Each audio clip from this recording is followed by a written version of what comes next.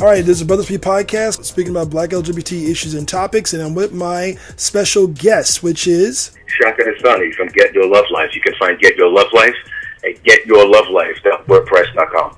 getyourlovelife.wordpress.com. Now, first off, I want to see exactly what made you start this blog. What made me start the blog? Well, actually a couple of different things. I am a writer. That's one of the many professions that I have, one of the couple of talents that I have. And because I'm in a relationship now, and everyone really sees the sort of the love that goes between the both of us, the love that really flows. People want to know what is it that I do, and what is it that keep us to keep our relationship alive, and to keep it fresh, and to keep it, active. And because I would get a lot of the advice from people, whether it's people that I know or random people that I may interact with on social media.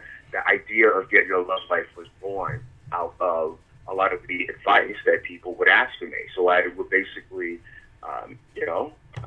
what I would wanted to do in this particular instance is to keep it in a particular forum where I would not only share my experiences, but share, different solutions that I have had to learn in order to overcome challenges or potential struggles when it comes to dealing with men, whether it's dating, sex, or relationships. So I wanted to focus on that for the blog and have other people share their experiences as well. Nice. Okay. All right. So, and I'm pretty sure when it comes to Black LGBT men finding love, that in itself, first off, is a challenge. What do you find is the biggest challenge for Black gay men? Well, being open to it. I think that's a lot of what I find that people struggle with when it comes to different conversations that I would have with people. A lot of people aren't ready to make the sacrifices and to, in some ways, look at themselves and take a sort of a much more internalistic approach to looking at themselves. Because I know a lot of times we look at things at a surface value, and anybody does that, but particularly with gay men, because there are so many different internal struggles with community. Not only do we have the internal struggles, we have society tell us that we're not good enough. I mean, look, we're just able to get married recently. So, dealing with all of those things, it really takes a lot of time and a lot of work to make sure that you're bringing your full self to a relationship. And those are some of the things that I find that are a struggle. Are we impatient? We're just a bunch of impatient people? We could be, because we do live in a microwave society. We want everything right now, and everybody really feels like when they meet someone and that there's a special chemistry, that special connection, that, we want it right away. We want to be able to latch on to that, whether it's the person or latch on to the idea of what we want. So impatience is a factor, but at the end of the day, I have to really think that we have to really be cognizant of what we're doing. We really don't want to rush into a situation just because it feels good, but we really have no idea anything about the person when it comes to people that we meet, or if it's a situation where they're people that we have known for a while and they've been friends, but it evolves into something much more intimate, something much more romantic. Because the relationship has sort of evolved from that, you still have to be logical and tactical in your approach and make sure both people are taking the necessary steps. Now, the one thing I guess what I know is about the Black LGBT community, or just the LGBT in general, because of the fact that we actually promote sex so much. We every single article, every single club promotion, every single thing that you see, we always have this hot body. Even if it's Black Gay Pride, we have to have some sort of a hot body on the photo to where in some subconscious way, that's what we really, really aim to look for. We're only looking for the outside of it. And it's kind of a shame because, and don't get me wrong, I definitely, support the Black community when it comes to Black Pride, etc. But I noticed this internationally, that when it comes to the promos, it's very sex-like, very much in the sex. Could that also play a part in terms of why, when it comes to the Black LGBT community in particular, and LGBT in general, let's go that far, LGBT in general, that is very hard for us to stay committed, maybe because we're looking so much at the exterior versus the interior? Well, it's a loaded question, Chris. Well, you're right about that. I mean, well, tell me what. I know you, and I got it. Okay, right? Good. The first part to that is, It really depends on your level of maturity. I mean, for me personally, I like bigger guys. You know, when it talks, you know, when you look at, you know, the vanity aspect, it really depends on what a guy is attracted to.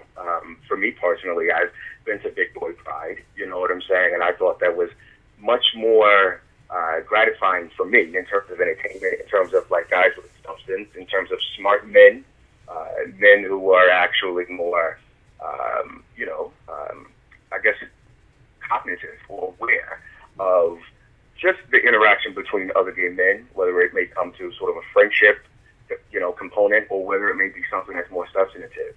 But you're right. I think that in our community, there's a lot of vanity. A lot of vanity is being promoted, and that's specifically targeted towards youth and the element of youth. But I think we also have to look at the commercial standpoint of it also. I think that when it comes to, you know, that promotion, the youth are the ones that are driving the commerce. You know, right. and sort of the economical drive behind it because they're consuming more. That's whereas, true. you know, older couples or older individuals or, you know, anyone who's of a mature level, they're going to look at it as, I don't know, I guess a way of being more stable. So they're not going to sort of buy into that image or imagery. And I really think that it takes overall a level of maturity to not really buy into that and make sure that a person is mature enough to know that that's not really reality.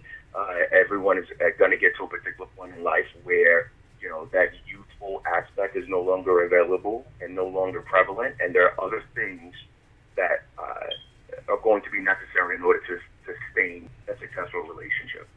Now, recently what we discussed on Brothaspeak podcast was pertaining to the issue of marriage. Now, we had two couples.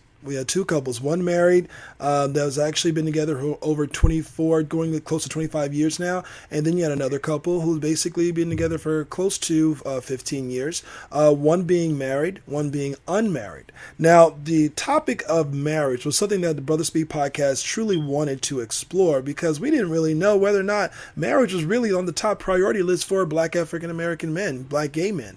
And I wanted to see exactly what it was to get the perspective of those who are actually in a committed versus committed but married relationship. So, did you hear the podcast yourself, number one?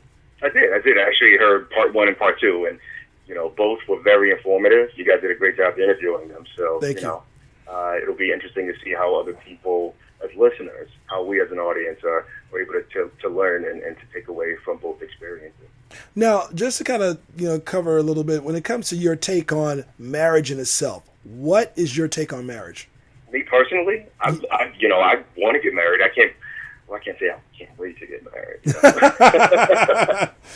That's a whole different thing. You know what I mean? But right. I think when it comes to marriage, I'm a proponent for it. I respect the institution of marriage. Marriage is something that anyone, any adult, grown, when I say grown-ass male, anyone who really wants to be able to go through life and attain things and to really have a sense of a legacy and what that means and what it means to pass it on, I think that a marriage is a component to ensuring that happens. And when you look at the statistics, the statistics show that men who are in marriages and men who are in relationships, they have a high capacity to earn wealth. And then when you earn that amount of wealth or whatever it is that the couple is able to achieve, you have a greater capacity and a greater success level in order to pass that on to the next generation. So there's more pros than cons when you look at the benefits of what marriage can provide you. Now, there was one particular couple, and I'm sure you remember Maurice and Demetrius. They themselves, marriage was something that they're not completely dismissing, but they choose to just be together. And they've been together for close to 15 years. When it comes to those who choose not to be married, and by the way, that is quite a long time to simply be committed, at least in today's standards. Previously, before, we never had the capability to get married. So when it comes to those who just choose not to be married, what is your take on that? It kind of falls into that whole thing, to each his own, because although marriage is a benefit and it is something that society endorses.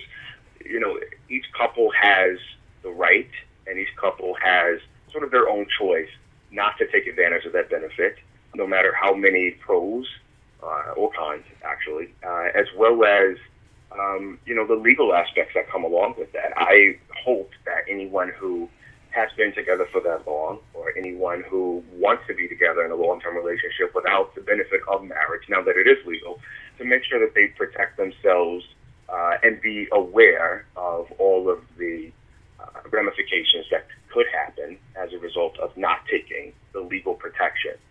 Because that's really what it's there for. It's more of a protection as it is, just walking down the aisle and throwing some really big party, that everybody can go and blog about. And take the material on social media or whatever. We have to make sure that we are conscious of that. Now, when it comes to, have you ever addressed marriage in any of your blogs? I have, actually. So one of the recent posts that I did was called Will You Marry Me?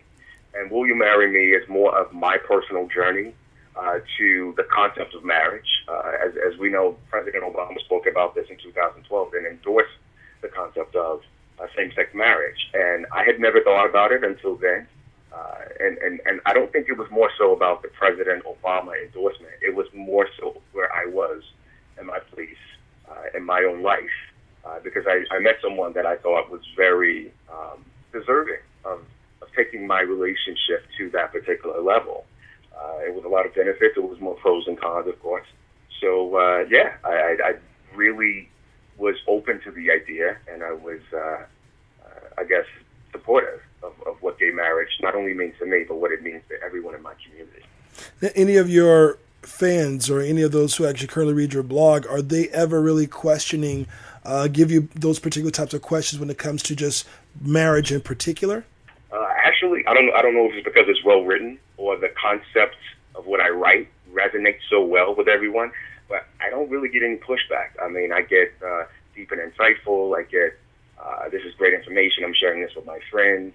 A couple of things here and there, but for the most part, I don't really get any opposition. So I sounds like I'm in the right journey for that. Okay, all right, perfect. So myself, I actually do see myself getting married sometime later in the years. Now, for me, though, I'm going to give myself a good 5-6 years before I even start thinking of marriage. Even though, because you're going to say 10. I'm not against that either. I don't know. They may not start acting right when you get an engagement ring. I don't know. You just gotta take it step by step, right, but take it slow. But the thing about it is, though, what I've also seemed to learn when it comes to the journey, just within the relationship before you even get the journey in itself of both couples, when we were interviewing them, I got to say I respected them immensely because they kept it going. I think Richard, as well as also Dwight in particular, they said the first 7 years was turmoil. It was a lot of stuff going on, but they still hung in there. And I think for a lot of gay relationships, they see, because again, we have this subconscious of sex, exterior, quick, fast, and is now. We kind of forget the struggle of a relationship and what it truly means to be in one. And that was one thing I truly appreciated them for actually kind of being as just vivid as possible to let people understand. Let me tell you, it ain't no easy piece of pie, So when it comes to struggles in a relationship, how do you think that most couples should address it, number one, and versus how they're addressing it and have that you've observed and seen today? I think that when it comes to couples, the first thing we have to be aware of is know that struggle is inevitable in any type of relationship. Particularly with gay relationships, you have, with gay men, there's always going to be sort of even in my opinion, the most remote ways, there's always going to be a sense of a power struggle. Not in the sense of, well, you do what I say, but pleading to the other person about who has a more correct stance on a particular topic or, concept or disagreement. There's always going to be that, well, I'm right versus, you're not right, I'm right. So I think that the very first thing that people should approach a particular situation with again, is to know that struggle is inevitable, and since it is inevitable, also be prepared to come to the disagreement with an open mind, because, ego is, in my opinion, one of the biggest killers when it comes to, being able to get past a situation. Completely agree. We want to insert ourselves in a particular, and what we feel and what we believe to be is right, and to whatever the disagreement is. Now, what I also observed when it came down to family and how much family truly played a part, and in many cases actually didn't play a part. I'd probably more say didn't play a part, because when I look at both the couples, one family was extremely religious. It seemed like that was that way for both the couples that we had. One was extremely religious, to where the other one really was not. When it comes to family playing a part, what's your take on how family should really play a part within your relationship or affect your idea of how your relationship should be, etc.? I guess that's an interesting position, because that's one of the things that I noticed also with both couples, is that they both, although they may have had family that was opposing in nature, they didn't agree with or whatever, there was always a partner in the relationship that was more outspoken about their disagreement, because their relationship was their relationship, and that was very smart of them to be able to showcase that to the audience, because that's the stance that we have to take. Family is one thing, but I think that when it comes to certain roles as family, people get really caught up in the role, because that's really all it is. It's a role to describe the blood relationship. That's nothing to do with being able to insert how you feel, or let you agree to be something that is a choice that will not necessarily benefit the couple, but benefit your satisfaction and being appeased with the couple. So that's one thing that I think that people have to be aware of, is that there's a boundary, or there's a line that has to be drawn in the sand with family. And I'm sure that they had, whatever the opposing view is of that particular family member, they also had to deal with that when it comes to them introducing someone else in the family. And it's really no different from us. It's just our struggle is, the fact that it could be that, there's a gay person involved, and it could be something else entirely different from someone else. But what we have to do is keep in mind that our relationship is our relationship, and it should never be subjected to scrutiny. That's something that, we also have to be aware of, and to make sure that what happens in a particular household stays in a particular household, and it's not open for discussion. What I also seem to like a lot was the fact that when it came down to religion, I get this sense that gay black men in particular, and you know how black people is when it comes to religion, it's like you just can't, it's just like that, it's just the way it is, Never-ending conversation. Never-ending conversation. But I'll be honest with you, and by the way, we're having a podcast later on today, another podcast with a guest that actually is in the church, and actually a prominent member within the church. The thing about it is, though, I'm beginning to see, or at least I think I'm beginning to see, black gay men taking on a different idea of religion. I actually find that pleasing to me personally. But what's your take on the religion aspect and where black men seem to be going, or just their views on it and how it relates to their lives? Well, I think that our community is taking a much more responsible approach of dissecting what religion is and the historical nature behind it. Because if you have someone telling you that you're not enough, that you're going to hell, whatever that means, or you're living in a sinful nature, as if the gay sin is highlighted a particular way that is a little bit more harsher than any other sin that's out there, if that's what you believe in. But the thing about it is that how are we as a community expected to find love, or expected to appreciate the pleasure of what sex actually feels like, when someone else is telling you that it's not right, it's not correct? But that's one of the things that when it comes to religion is a deeply personal thing, and the second you try to enforce it on someone else, it actually is. It no longer has a spiritual connotation anymore. It becomes emphatic religion across the board. Right. And, we have to be very careful when it comes to, like, not allowing that to dictate our worth and certainly how we approach relationships and sex. What I've also observed with the fact that, and to me, is so funny because one of my relationships started off the exact same way. Actually, maybe a few, but I won't go anyway.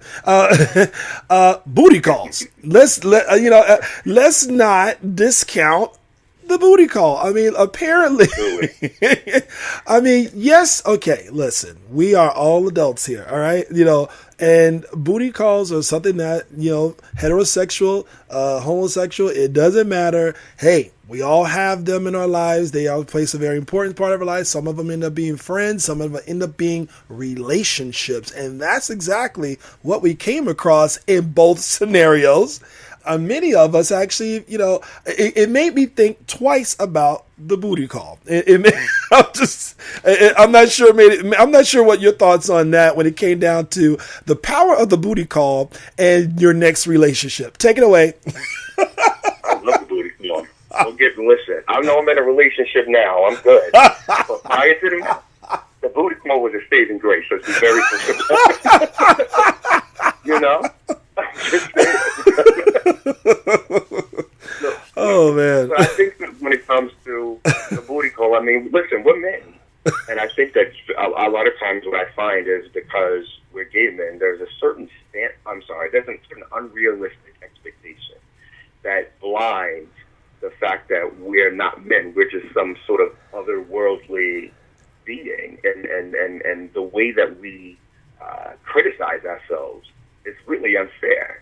Yeah. Yeah. The fact of the matter is men and women, of course, but particularly men, we definitely in my opinion, some of us are sexually fluid, more so than the others. And, that means sometimes, you may want to sleep with a guy, you may want to sleep with a girl, but at the same token, you may also want just to get that sexual tension released. Sometimes they may come in the form of a booty call, right? Right. And there have been certain instances where I have, had maybe a booty call in the past where it may have turned into dating someone for 2 or 3 months, or maybe 4 or 5 months, So as long as, at the end of the day, as long as people are being responsible, wearing a condom, being safe, taking it safe, making sure that you communicate with someone about what your expectations are, there's nothing wrong with that. I have a specific ideology on monogamy, but we'll save that conversation for a later time. That's what it is. It's kind of funny because I'll be honest with you, I'm now considering doing a podcast just about booty calls. Let's really dissect what a booty call really is, what it can do for your life and the future and your friends. Because it get a little choppy when it comes down to friends, how you basically end up being the best of friends, but how you started off. It's very weird of how, gay in general approaches that. So, but speaking of booty call, open relationships, whether have it open or closed, each couple had each partner within the couple had their different take on it. Either one was on one side of the fence, the other was on the other side of the fence. Can you explain your take on that? Open relationships, interesting, It goes right back into the category for each his own. I think that from what it seems like in listening to both relationships, especially with more recent Demetrius. Sorry, I'm not sure if I was supposed to say names. No, it's okay. It's okay because it's on. Okay. Trust me, it's on the podcast. Everyone heard it. Okay, then now that it's out there, more recent Demetrius. With them, the one thing that I found is that it seems as if they were very open about it before it got to a point of no return. And that was very responsible for them. I'm glad they were able to have sort of that conversation as an example, because you have to be able to be very, very clear about that, because, again, we live in a society where everything is sort of predicated and normalized as just a basic traditional couple where there's two people involved. When you start to get into, a little bit more bringing partners in and everything like that, it gets to be a little bit taboo. And it does not really matter as long as it's not taboo for that particular couple. So I think that communication, very important. I think that some people are also not built for open relationships. They may say it, they may be open to the idea of it, but I would challenge anyone who is open to that to try it when you're dating someone, and don't try it when you get into a full-on relationship. Really? Because if you do, absolutely. I don't disagree with the concept of open relationships, because especially, sort of opening the door a little bit on, what I think monogamy and my personal feelings about what monogamy actually is. I think that men are hardwired to release. Wow. You know what I'm saying? And I think, any anthropologist will tell you that. So I'm not making this up, and I'm not pulling this up. You know what I'm saying? I'm just keeping it real. But at the end of the day, I really think that if you know that you have that need, you have to talk to someone about that. Don't just keep that to yourself. I think that's very selfish. And if someone is going to accept you for that, then they will. You know what I'm saying? Just because you may be attracted to one person and they may not be open to the idea of it, doesn't mean that someone else will. There's Right. plenty of people out there. But I think that as long as you keep that communication open, you may be able to have that relationship, of your dreams practically. Well, thank you so much. I really appreciate that. Now, I do want people to know exactly what your blog, where they can actually find your blog, where they actually can be able to read it, subscribe to it, whatever they need to do. Can you give me some information? Absolutely. So the blog is called Get Your Love Life. You can find the blog at getyourlovelife.wordpress.com.